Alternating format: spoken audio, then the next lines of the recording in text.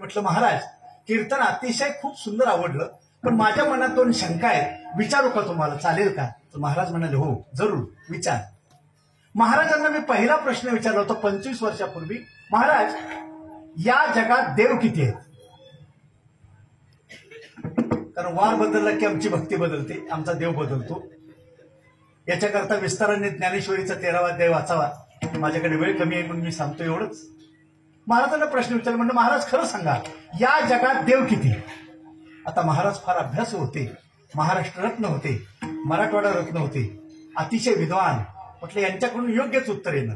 महाराजांनी सांगितलं अवतार पुष्कळ झाले रे, पण देव या जगामध्ये, बोला, देव या जगामध्ये एक आहे.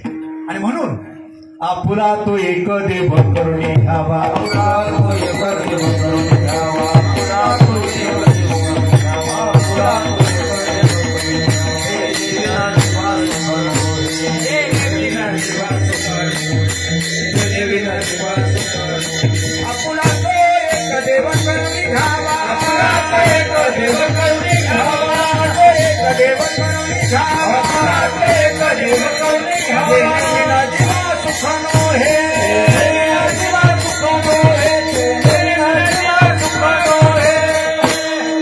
अनेकाकडून एकाकडे येणं हा शुद्ध सात्विक पाक पवित्र परमार्थ.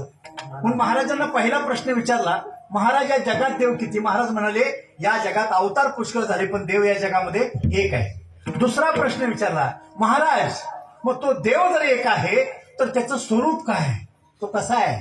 तर महाराज म्हणतात तो निर्लेप आहे, तो निर्गुण निराकार आहे, तो सर्वव्यापी आहे, तो अविनाशी आहे, तो नाही अशी जागा जगात शिल्लक नाही. मी नसे ऐसा कवन ठाऊ असे, परी प्राणियांचे दैव कैसे जे न देखती माते. आणि अर्जुना मी नाही अशी जागा या जगाच्या सर्वत्र संपूर्ण गगन धरिसे, सर्वत्र संपूर्ण गगन धरिसे,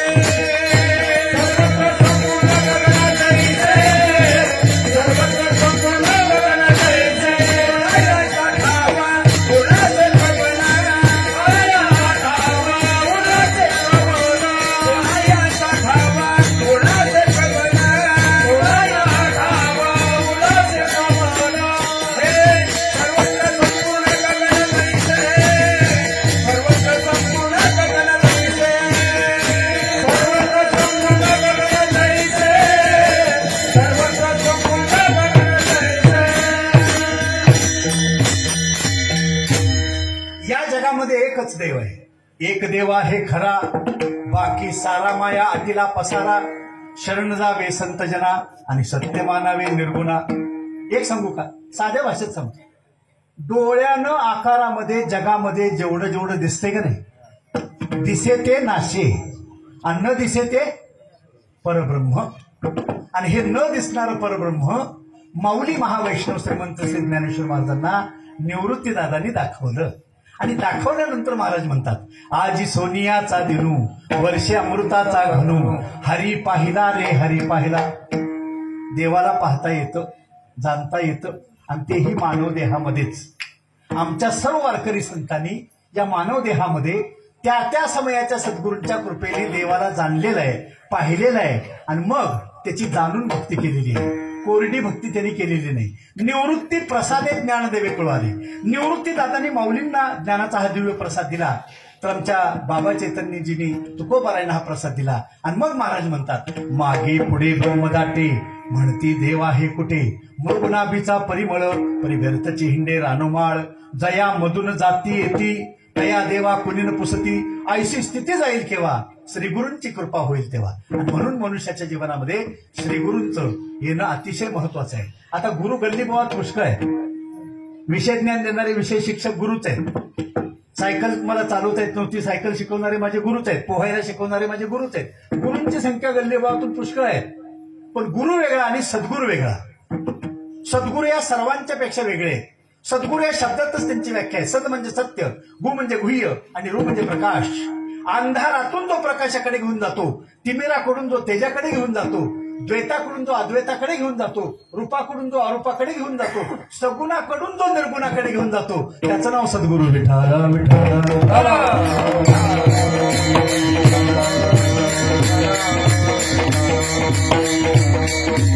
आणि म्हणून या जगामध्ये देव एक आहे. तो निर्गुण आहे, तो निराकार आहे, तो सर्वव्यापी आहे, तो अविनाशी आहे. तो नाही अशी जागा जगात शिल्लक नाही. भरला घनदाट हरी दिसे. विठ्ठल गली तरी भरला सीता नाही उरला, आईला दृष्टीने पाहिला. विठ्ठल विठ्ठल गली तरी भरला सीता नाही उरला, आईला दृष्टीने पाहिला. विठ्ठल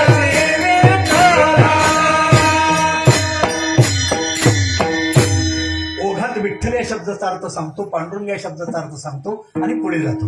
कारण वेळेत कीर्तन मला संपवायचंय. पुन्हा रात्रीचा माझा प्रवास आहे. उद्याचं कीर्तन कोकणात लांजा या ठिकाणी आहे. निरंतर प्रवास 20 मे पर्यंत एकही दिवस खाली नाही. निरंतर प्रवास, निरंतर श्रीगुरूंची माझ्यावरती झालेली कृपा आहे. खरोखर आज या ठिकाणी आपल्या सर्वांचं दर्शन घेण्याचा योग प्राप्त झाला आणि 5व्या दिवसाची सेवेची संधी मला या ठिकाणी आपण प्राप्त करून दिली. त्याबद्दल पुन्हा एकदा ऋण व्यक्त करतो. सर्व मान्यवरांचं या ठिकाणी आभार व्यक्त करतो. अतिशय सुंदर पखावाजकार, अनुभवी गायक वृंद आणि सर्व आपण महान या ठिकाणी भगवत भक्त हरीचे दास उपस्थित आहात. सर्वांच्या दर्शनानं मला अगदी विलक्षण आनंद झालेला आहे. आणि म्हणून क्षणाक्षणाला महाराज विचार करायचं म्हणतात.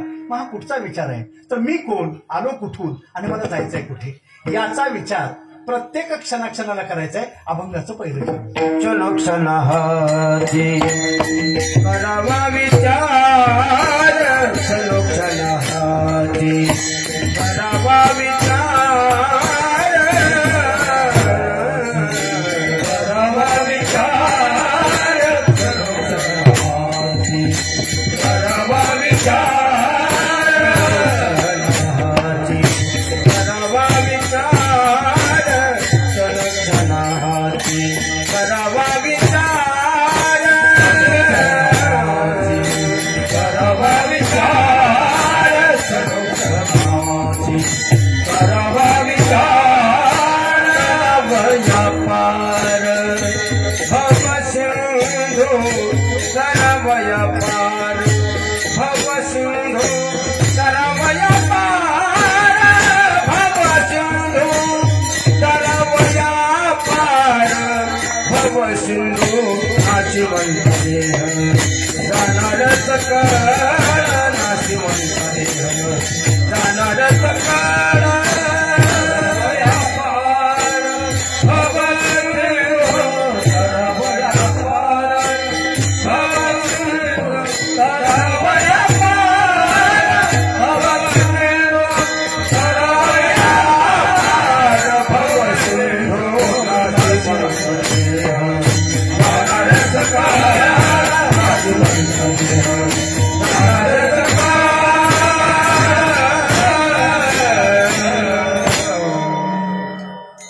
तरावया पार भवसिंधू. बाबांनो, क्षणाक्षणाला तुम्हा आम्हाला विचार करायचे का, तर भवसागर तुम्हा आम्हाला तरुण जायचंय. भवसिंधू या शब्दाचा नेमका निश्चित अर्थ काय, तर भव म्हणजे संसार.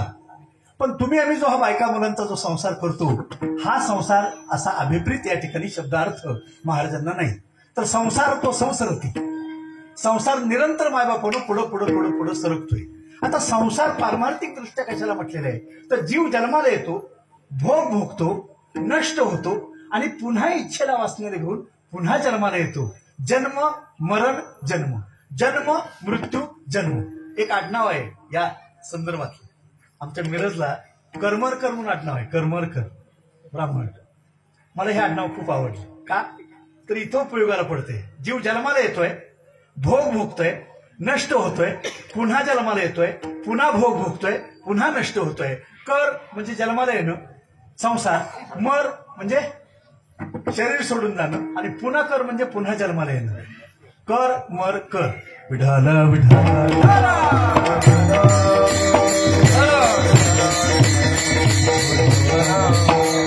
भव म्हणजे संसार आणि सिंधू म्हणजे समुद्र. संसार समुद्रामध्ये जीव हा गटांगळ्या खातोय. किती वेळा जन्मा यावी नित्य भावे भजित म्हणून जीव झाला शरण गेला विठोबाशी. आणि म्हणून मायबापानं जन्म आणि मृत्यूच्या महाभयंकर संकटातून तुम्हा आम्हाला सोडवण्याचं कार्य जर जीवनामध्ये कोण करत असेल तर संत जीवनामध्ये कार्य करतात, श्रीगुरु जीवनामध्ये कार्य करतात. आजपर्यंत सर्व आमच्या वारकरी संतांच्या जीवनामध्ये त्या त्या समयाचे श्रीगुरू आहेत. निवृत्ती दादांनी माऊलींच्या वरती कृपा केली, बाबा चैतन्यांनी तुकोबारांच्या वरती कृपा केली, नाथ महाराजांच्या वरती जनार्दन स्वामींची कृपा आहे, तर विसोबा खेचरजींनी आमच्या नामदेवजींच्या वरती कृपा केली. कृपा कटाक्षे मजने हाळिले, आपुल्या पदी बैसविले. मी कोण, आलो कुठून आणि मला जायचं कुठे, याचा पत्ता श्रीगुरूंनी जीवनामध्ये प्राप्त करून दिला. आणि मग खऱ्या अर्थाने या देहाचं महत्व कळालं की हा देह मुळात कसा आहे. अभंगाचं दुसरं चरण. नाशिवंत देह जाणार सकळ, नाशिवंत देह जाणार सकळ, नाशिवंत देह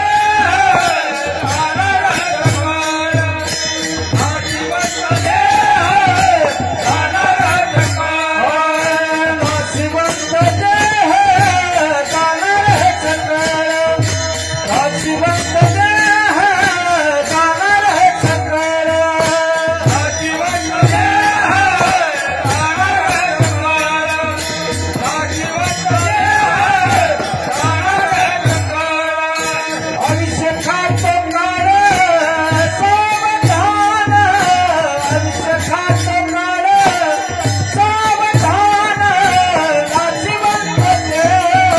जाणार सकळ, नाशिवंत देह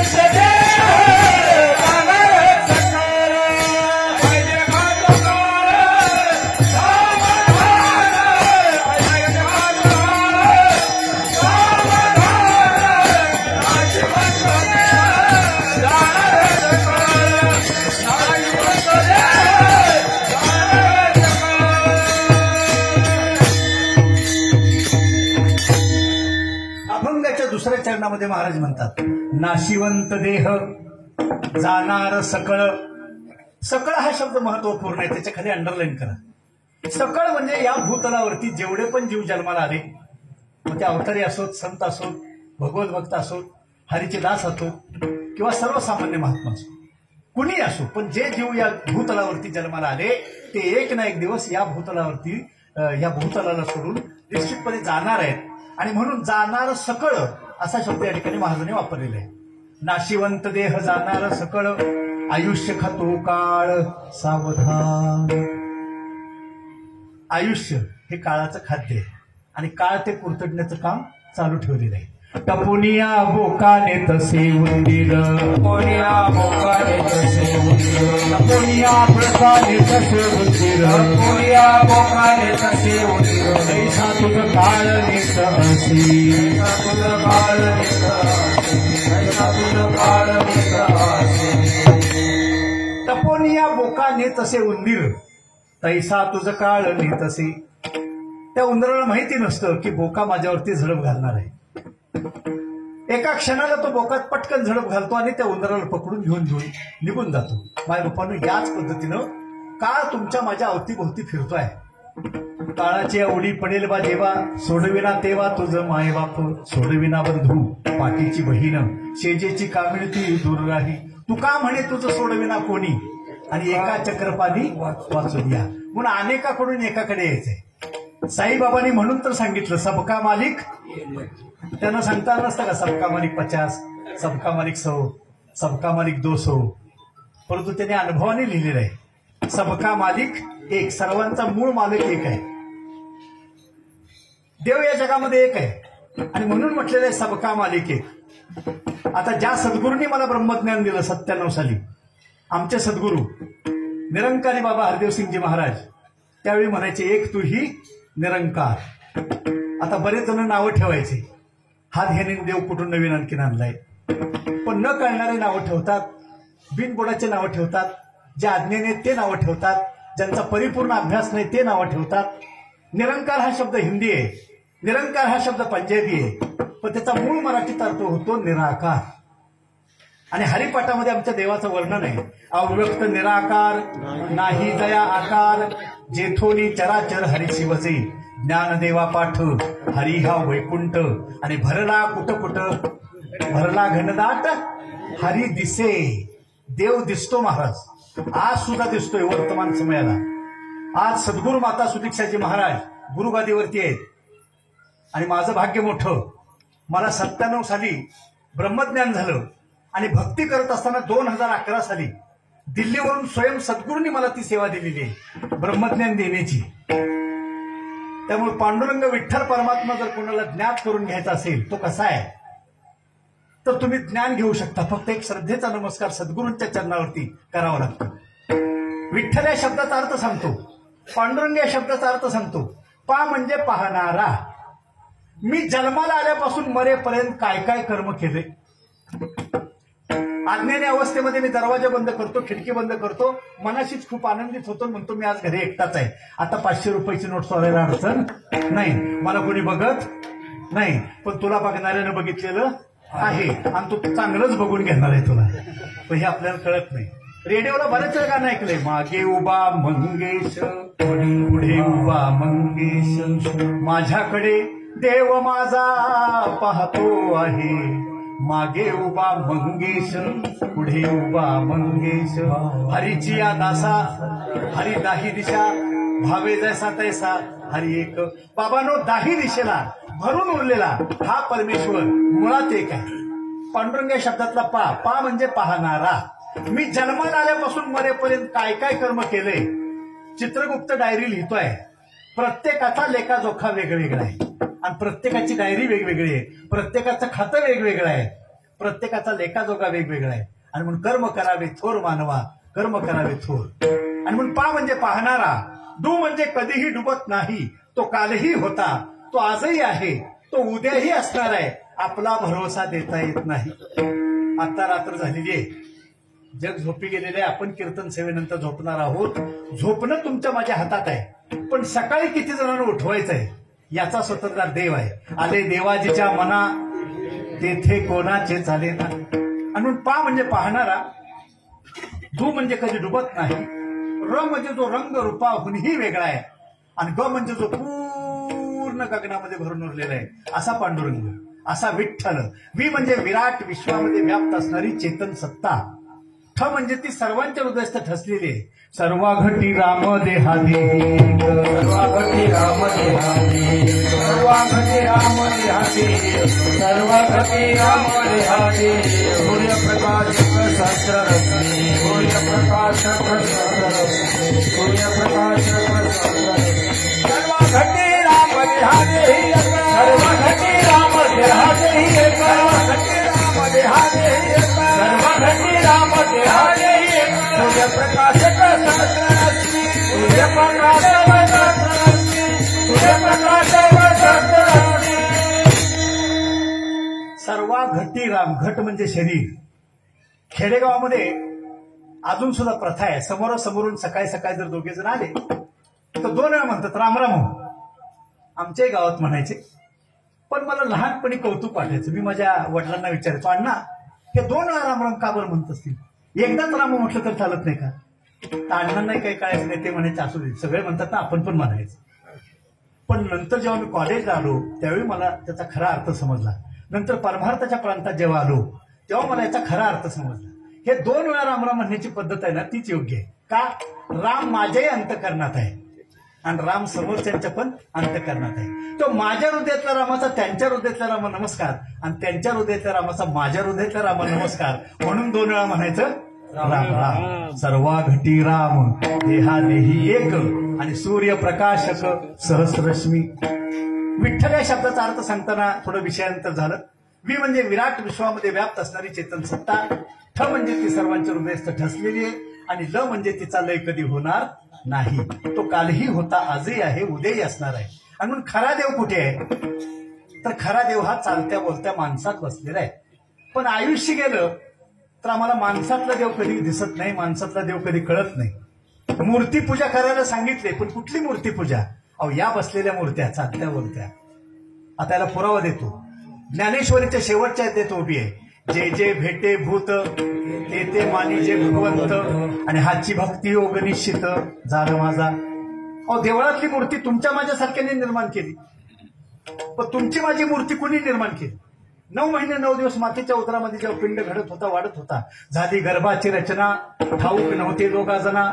जेव्हा तुझा बाप होता बाळ तेव्हा कुठे कंटीलास तू काळ, जेव्हा तुझी आई होती तानी तेव्हा कुठे होतास तू प्राणी, 9 महिने 9 दिवस मातेचे पोटी, तुझं कुणी पळवली तू प्रोटी, कुणी दिले तुझा हात पाय, आणि पुन्हा म्हणशी तू बापमाय. आणि हे कोडं जर नाही उलगडलं जीवनामध्ये तर पुनरपी जननम पुनरपी मरणम, निरंतर मायबापानं जन्म मरणाची फेरी तुमच्या माझ्या पाठी लागल्याशिवाय राहणार नाही. आणि मग देह मुळात नाशवंत देवाने तुम्हाला जरी दिलेला असला तरी देखील याच नरदेहामध्ये आल्यानंतर जर भगवत सेवा आपण खऱ्या अर्थाने अंतःकरणपूर्वक केली, श्रीगुरूंच्या चरणावरती आपण जर नतमस्तक झालो तर आपल्याला या मनुष्य देहामध्येच खऱ्या अर्थाने ईश्वरत्व प्राप्त झाल्याशिवाय राहत नाही, करून घेता येतं. आणि म्हणून मायबापानो, नाशिवंत देह जाणार सकळ, सकळ म्हणजे इथं जेवढे जीव जन्माला आले तेवढे निघून गेलेले, आपण सुद्धा जाणार आहोत. जायच्या अगोदर सावध व्हायचंय. आयुष्य का तो काळ सावधान. आता सावध व्हायचं म्हणजे नक्की काय करायचं? एकदा सगळ्यांनी नामस्मरण करा, हाताने टाळ्या वाजवा, मुखाने म्हणा ढोबार खुमाई, ढोबार खुमाई, ढोबार खुमाई, ढोबार खुमाई,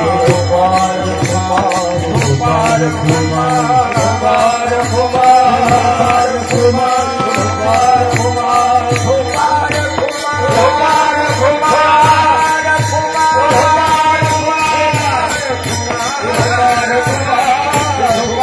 खुमाई, ढोबार खुमाई.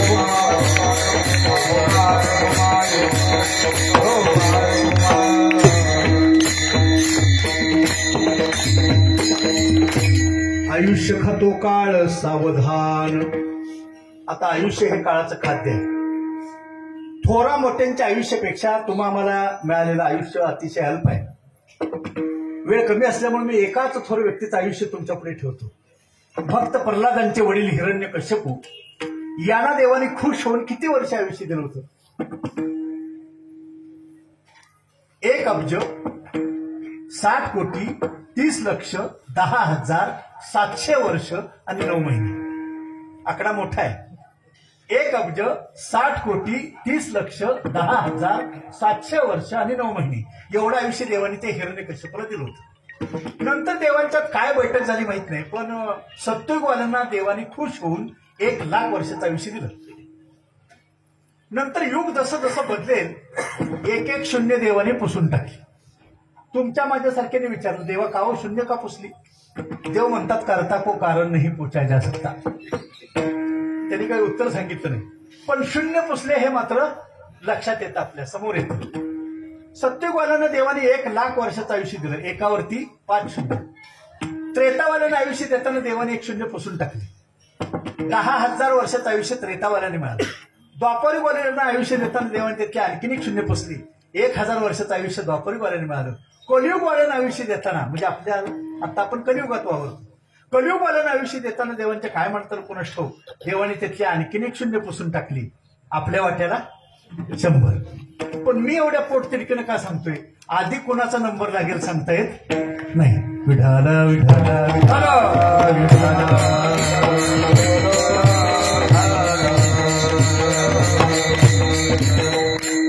नाशिवंत देह जाणार सकळ, आयुष्य खातो काळ सावधान.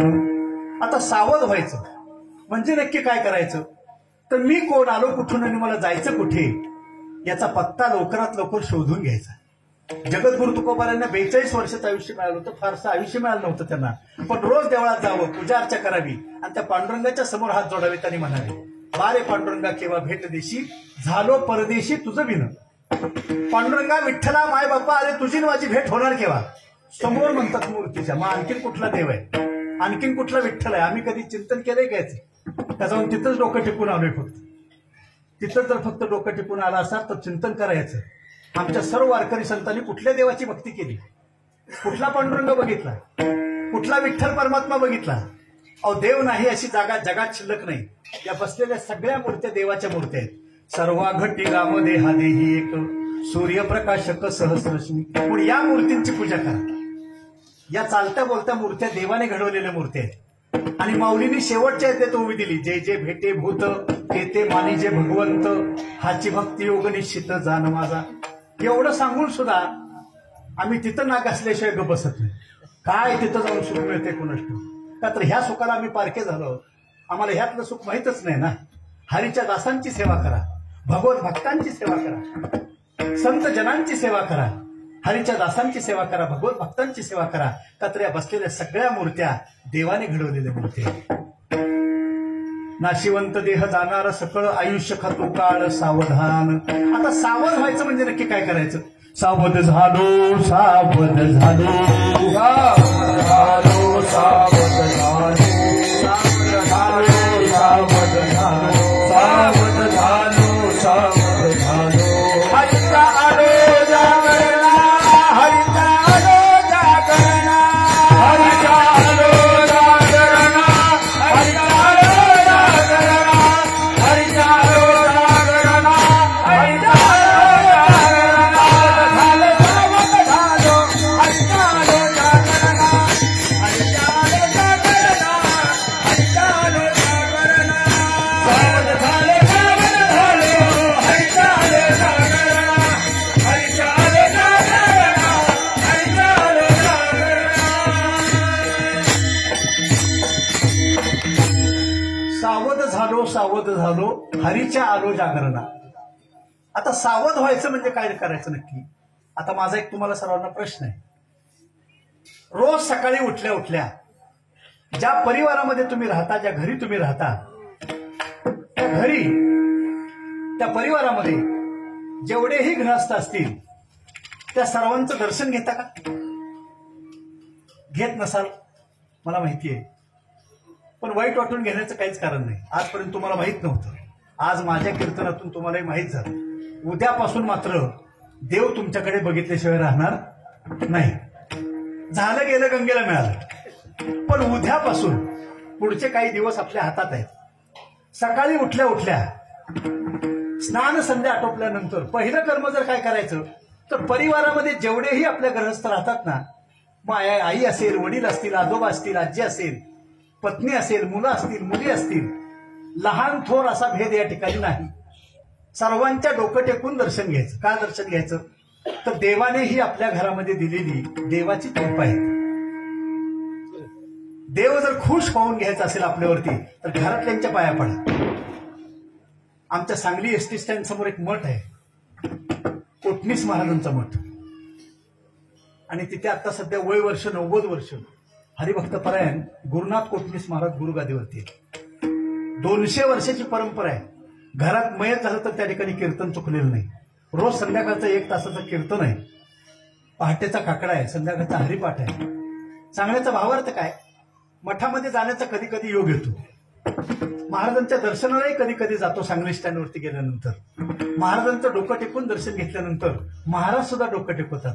आम्ही त्यांना म्हणतो, महाराज तुम्ही फक्त डोक्यावरती हात ठेवायचा आहे, आम्हाला आशीर्वाद द्यायचा आहे. महाराजांचे शब्द ऐका. वय वर्ष 90, अखंड परमार्थ ज्यांनी केलेलं आहे, अखंड भागवत तोंडपाठ आहे महाराज. अशी व्यक्ती काय म्हणते, माझा उद्धार कसा होणार? आणि म्हणून ते सुद्धा डोकं टेकून आमच्या पाया पडतात. आमची काय किंमत आहे? आमच्या पाया पडायची काय गरज आहे? तर ते म्हणतात माझा स्वतःचा उद्धार कसा होणार? पंढरपुरात सुद्धा आजही बघा त्या परिसरामध्ये लहान मोठा असा भेद नाही. पंढरीच्या लोकांनाही अभिमान, पंढरीचा लोकांनाही अभिमान, लोकांनाही अभिमान, पंढरीचा लोकांनाही अभिमान. पाया पडे जन एक मेका, पाया पडे जन एक मेका, पाया पडे जन एक मेका. पंढरीची लोकांनाही अभिमान, पंढरीची लोकांनाही अभिमान, पंढरीची लोकांनाही अभिमान, पंढरीची लोकांनाही अभिमान. पाया पडे जन एक मेका, पाया पडे जन एक मेका, पाया पडे जन एक मेका. पंढरीशी लोकांनाही अभिमान. मग आजपासून लक्षात ठेवा, तुम्ही पंढरीचे आहे किंवा नाही हे कशावरनं ओळखायचं? सगळी वेशभूषा तर अगदी व्यवस्थित आहे, कपाळ रंगवलेलं आहे व्यवस्थित, सगळं काय आहे. पण जर त्याच्यात अहंकार भरला असेल, तो जर सरड्यासारखा टाकत असेल तर त्याचा काही उपयोग नाही. तो वारकरी असूच शकत नाही. आणि म्हणून मायबापांनो, पंढरीशी लोकांनाही अभिमान आणि पाया पडे जन एकमेका. सर्वांच्या घटामध्ये तो व्यापक प्रमाणामध्ये राम पाहतो, पांडुरंग पाहतो, विठ्ठल पाहतो. ज्याच्या अंतरंगामध्ये दया भरलेली आहे, ज्याच्या अंतरंगामध्ये क्षमा आहे, ज्याच्या अंतःकरणामध्ये, ज्याच्या चेहऱ्याकडे बघितल्यानंतर शांत वाटतंय, आनंद वाटतोय, समाधान वाटतो आहे, थकलेला भागलेला जीव सुद्धा त्या ठिकाणी सुखावतोय, ओळखावतो भगवत भक्त आहे. पंढरीचे वारकरी ते अधिकारी मोक्षाचे, मोक्षामा घरी कामारे ते दासी, होय सांगू कैसी तुका म्हणे. आणि म्हणून खऱ्या अर्थानं क्षणाक्षणाला तुम्हाला आम्हाला विचार करायचा का, तर देह मुळात नाशवंत आहे, कुठल्या क्षणाला तुम्हाला दगा देऊन जाईल सांगता येत नाही. आणि म्हणून नेमकं निश्चितपणाने जीवन जगत असताना करायचं तरी काय, अभंगाचं तिसरं चरण. संताचा माग धरुनी आवाडी, संताचा माग धरुनी आवाडी, संताचा माग धरुनी आवाडी, संताचा माग धरुनी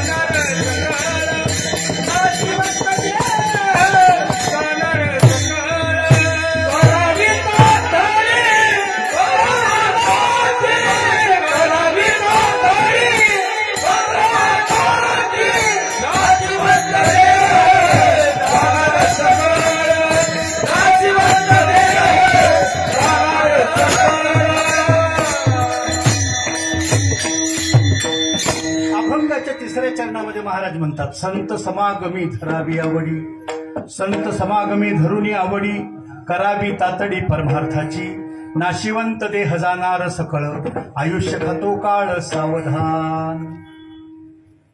जीवन जगत असताना तुम्हाला नेमकं निश्चित काय करायला पाहिजे, संत समागमी धरावी आवडी, करावी तातडी परमार्थाची. आता तातडी करायला सांगितली, कशाची, प्रपंचाची नाही, परमार्थाची. कारण जो करायचा नाही म्हटलं तरी देखील जो आपोआप होत राहतो त्याचं नाव प्रपंच, आणि वेळ काढून आवर्जून करावा लागतो त्याचं नाव परमार्थ. म्हणून मनाशी निश्चय करायचा आहे, निरंतर मायबापानो तुम्हा आम्हाला परमार्थ करायचा आहे. बाकीच्या सर्व भोगवणीमध्ये आपण प्रपंच केलेलाच आहे, इथं सुद्धा प्रपंच सोडायला संतांनी सांगितलं नाही. प्रपंच करून तुम्हा आम्हाला परमार्थ करायचा आहे. आता शुद्ध परमार्थ करण्यासाठी आधी प्रपंच आपला नेटका असणं गरजेचं आहे. जर प्रपंचच नेटका नसेल, तो फटका असेल, तर मग हा परमार्थ आपला कसा चांगला असू शकेल. आणि म्हणून निरंतर प्रपंचाकडे पण तितकंच लक्ष पाहिजे आणि परमार्थाकडे पण तितकंच लक्ष पाहिजे. संत समागमी धरावी आवडी, करावी तातडी परमार्थाची. बाबांनो तातडी करायची. आता ही तातडी करायची, परंतु कशा पद्धतीने करायची, दोन उदाहरणं पाहूया आणि पुढे जाऊया.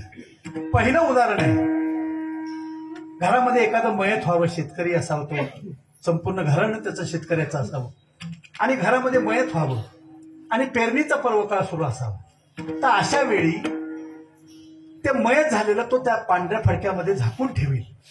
पण आधी तातडी कशाची करेल, पेरणीची. कारण तो जर पर्वकाळ निघून गेला, ती जर वेळ हातची निघून गेली, तर त्यानंतर पेरणी करून सुद्धा त्याचा काही उपयोग होणार नाही. मडे झाकोनी या करी पेरणी, मडे झाकोनी या करी पेरणी, मडे झाकोनी या करी पेरणी, मडे झाकोनी या करी पेरणी, पियाची वाणी नव नाही, पियाची वाणी नव नाही, मडे झाकोनी या करी ती पेरणी, कुणबियाची वाणी लव नाही. पेरणीचा तो पर्वकाळ गेल्यानंतर पेरणी करून त्याचा काही उपयोग होणार नाही, हाताला काही लागणार नाही. आणि मग ते मयत झालेलं जे शरीर आहे ते फडक्यामध्ये बाजूला गुंडाळून तो ठेवील आणि आधी तातडी कशाची धरेल, त्या पेरणीची तातडी धरेल. तद्वत किंवा याच्याही पेक्षा जास्त आपण जीवन जगत असताना या परमार्थ प्रांताची तातडी करायची आहे. त्याने आपला जन्म खऱ्या अर्थाने सुखकारक होणार आहे. आणि म्हणून आल्या जन्माचं सार्थक तेनेची पूर्ण होणार आहे. आणि म्हणून पहिलं उदाहरण तुम्हाला मी सांगितलं की शेतकऱ्याचं पेरणीचं उदाहरण सांगितलं. दुसरं उदाहरण असं आहे, नवरा बायको दोघे जण, 2 मुलं, 1 मुलगा 1 मुलगी. सोन्यासारखा संसार चालू होता सुखात. परंतु त्या पत्नीला अचानक कॅन्सरसारखा रोग जडला आणि मग एक दिवशी शरीर सुटून गेलं. मुलं अजून मोठी व्हायची होती आणि अर्ध्यातच हा डाव मोडला. आता अशी परिस्थिती असताना मुलं लहान लहान होती, त्यामुळं दुसरं लग्न करणं कर्मप्राप्त आहे. परंतु 1-2 वर्ष उलटून गेली तरी देखील दुसरं लग्न काही घडलं नाही, झालं नाही. आणि अशाच प्रसंगी मी त्या परिसरामध्ये गेलो आणि मला ती गोष्ट समजल्यानंतर मी म्हटलं, तुमच्या लागीचं एक स्थळ आमच्या सांगलीमध्ये आहे, काय सांगता? कीर्तन संपल्यानंतर स्पेशल गाडी करून जाऊ. काय म्हणतो तो, काय सांगता? कीर्तन संपल्यानंतर स्पेशल गाडी करून जाऊ का? तर साधावया आत्मलग्न गडबड केलीची पाहिजे. 2-3 वर्ष उलटून गेलेली आहेत आणि अशामध्ये मी त्यांना म्हणतोय की तुमच्या लागीचं एक स्थळ आमच्या सांगलीमध्ये आहे, तर तो तातडी करतोय. तातडी कशी आहे बघा, कीर्तन संपल्यानंतर म्हणे स्पेशल गाडी करून जाऊ का? तर तातडी आहे. किंबहुना याही पेक्षा जास्त अधिक तातडी परमार्थ आपल्या जीवनामध्ये प्राप्त व्हावा म्हणून तुम्हाला करायचे. संत समागमी धरावी आवडी, करावी तातडी परमार्थाची. नाशिवंत देह जाणार सकळ, आयुष्य खातो काळ सावधान. आणि मग जीवन जगत असताना तुम्हाला काय करायचं आहे, तर निरंतर मायबापाने ही तातडी करायची आहे की जेणेकरून जीवाचा उद्धार होईल, जीव आणि शिव एकरूप होतील, आत्म्याचं आणि परमात्म्याचं नातं त्या ठिकाणी जमून येईल. याकरता मायबापानं तुम्हाला ही तातडी करायची. आता जीवन जगत असताना काय केलं पाहिजे, अभंगाच्या 3ऱ्या चरणामध्ये महाराजांनी सांगितलं. परंतु जीवन जगत असताना काय करायला नाही पाहिजे, अभंगाचा अंतिम चरण.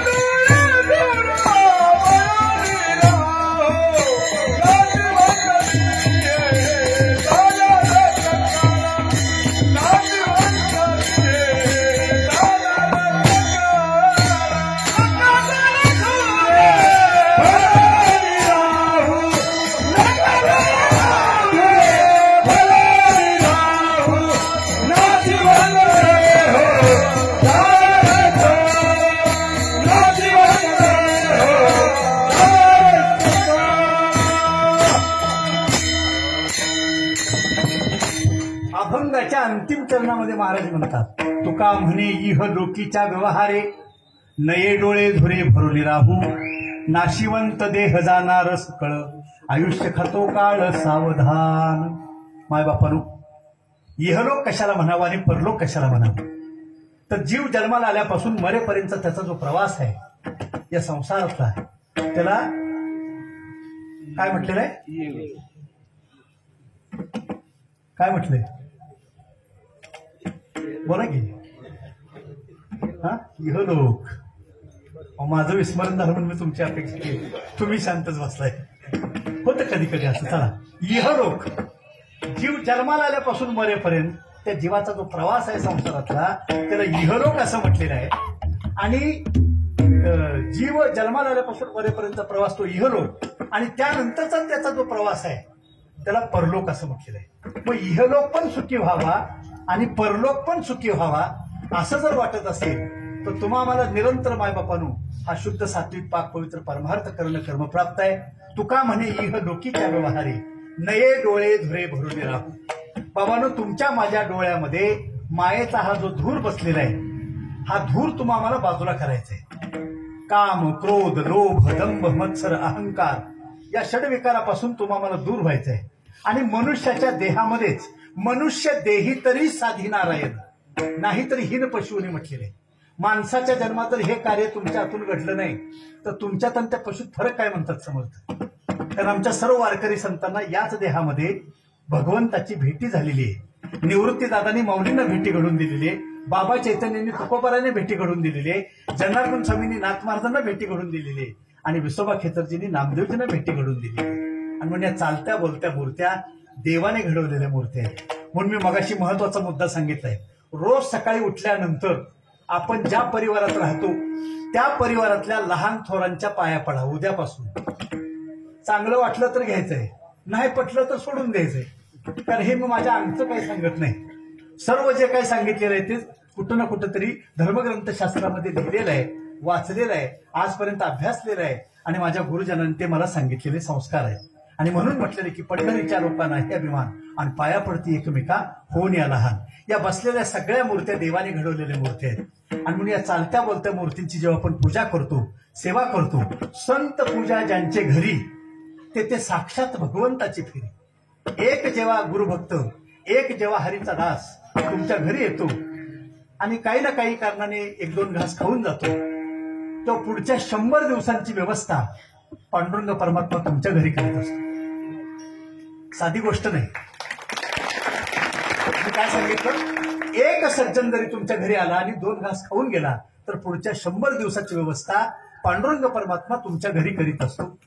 आणि एका जरी सज्जनांचा तुमच्याकडून सत्कार झाला, त्याची सेवा घडली तर खऱ्या अर्थाने तुमच्या हजारो अवगुणांच्या वरती पांडुरंग परमात्मा पडदा घातल्याशिवाय राहत नाही.